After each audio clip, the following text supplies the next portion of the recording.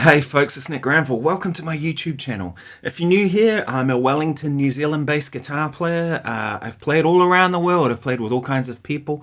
My whole thing about doing this YouTube channel is just to share a little bit about what I do. I'm not chasing numbers. I'm not trying to be famous or any of that kind of stuff that people seem to be chasing on here. I'm just a player. I'm a working musician, and hopefully I can help you with a little bit with your journey on this as well, and share a little bit about my journey as we do this. So today I wanted to talk about jazz fusion. That's really what I think of when I think of my own playing. You know what I mean? Like, if you had to describe yourself, it's such a hard thing. Like, right? Like, blues doesn't really fit with what I do. Jazz doesn't really fit with what I do. Rock doesn't fit with what I do. Funk doesn't fit with what I do, because I do all of these things. And what I'm thinking of is the fusion of jazz with blues, rock, and funk. That's what I do, ideally. Anyway, on with it. So I saw this great video of Robby Barnby, English guitar player. He was talking about a quote from Rick Beato. If I can find it, I'll link it in this video. I remember hearing Rick Beato say a great quote in one of his videos. He said that the difference between a fusion musician and a jazz musician is their ability to play over rhythm changes. The way I interpret that quote is that both jazz and fusion can be musically complex with high levels of harmonic and rhythmic information that require the improviser to have a solid grasp of playing through chord changes. What I thought I'd talk about today is like the best thing you can do to improve your fusion playing.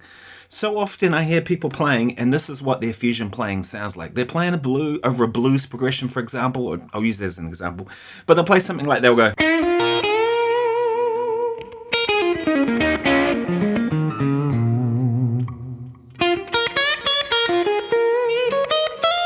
and they play something like that, and it's like, well, that's just blues vocabulary, right? Where's the fusion of it? Where's the jazz element to it, right?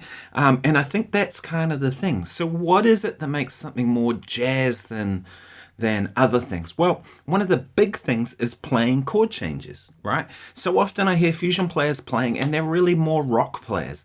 Totally fine, like, cool, but that to me is not this music that I'm into, right? You'll note on that little intro thing I did was essentially a rhythm changes, right? 1, 6, 2, 5 in the key of B flat, 3, 6, 2, 5, 1, 4, flat 5 diminished, 5, 1, and some kind of variation on that. You know, I put other changes and so on. And then the B section, the bridge, was D7 for a bar, followed by G7, followed by C7, followed by F, and then back to the A section again, an A-A-B-A form.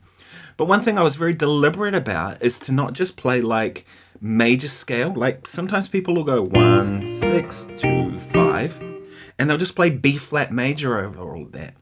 That doesn't really cut it, if you ask me. You know, it's not something that makes that sound like a jazz thing, right? And one of the big ones is if I go B flat to G7, right, G7 has that B natural in there. There's no B natural in the key of B flat major, right? B flat, C, D, E flat, F, G, A, and back to B flat. There's no B natural. But that on the G7, so that's something I make a point of kind of leaning into that note.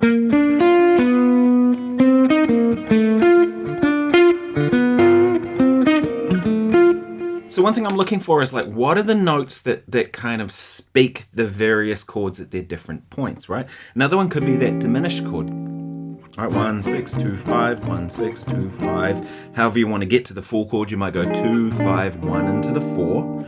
And then this diminished thing, right? So diminished arpeggio is one of the best. The thing with diminished chords is they always fly by super quickly, right? You think, yeah, I've got this cool lick worked out. I'm gonna play this, and everyone's gonna go, whoa! And then you go to play it, and all of a sudden, no, the chord flew by too quickly. You missed your lick. You totally screwed it, and then you just end up looking like a fool. right? We've all been there. I continue to go there. But this thing, right? Just play the diminished arpeggio. And being symmetrical, B flat is the same as G, is the same as E, is the same as D flat.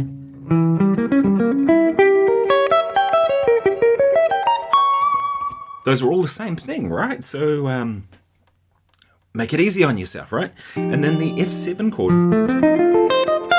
So you see, I'm trying to like target certain notes, but also too, like, one of the things you can do that will really like get the stuff under your fingers is just work on change running, right? So if I go B flat major 7 is my first chord, I'll go just play the arpeggio, or arpeggio as Americans would say.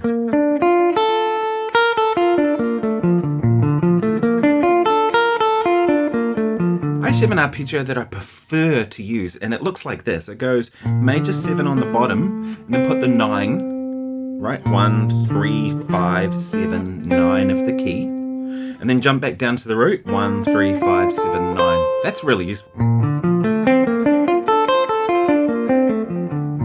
Falls nicely under the fingers, right? And those 9s are real pretty notes to play on the chord, right? But use that, right? And then G7. But what about instead of G7 up there, why don't I find the one that's closest to this?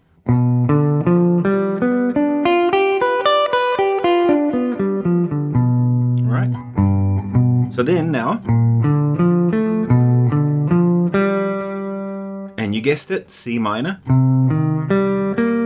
F, or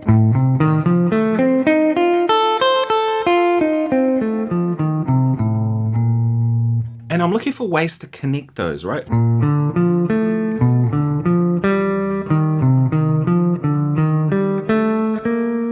Right? Or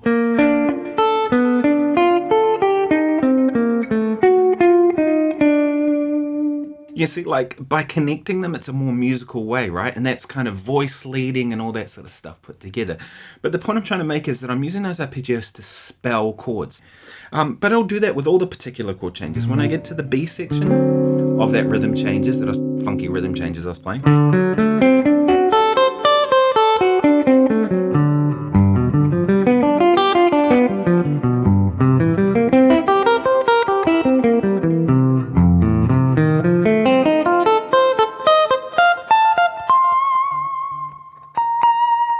if you do this in a theoretical way, it's just going to sound like a bunch of theory, right?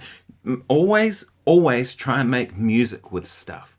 You know what I mean, right? For example, that's not music, that's just running an arpeggio, right? So maybe instead of that, start here.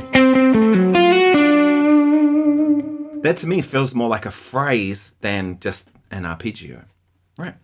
So that would kind of be my thing. If you want to take your fusion playing to another level, play chord changes, right? Don't just play nothing. Make sure your phrases are happening. Make sure, you know, that you're rhythmically in the pocket, of course, all that kind of stuff. Hey, look, I hope you found this useful. If you have, please like and subscribe. And if you've already liked and subscribed, you're awesome. Yeah, I dig that. Thank you very much for the support. I'm always overwhelmed when people are kind of into what I'm doing here, because I'm just a working guitar player. I'm nobody famous. I'm no Eric Clapton or George Benson or anybody like that. I'm just somebody who makes their living playing this thing here. You know what I mean? It's great. I'm very lucky. I'm very fortunate. If you want to buy me a coffee, that's linked below. That really helps with the channel. The PayPal's there if you want to make a donation, anything like that, because, you know, this stuff doesn't really make money. It's not why I do it. Yeah, thanks very much. I'll see you in the next video. Cheers.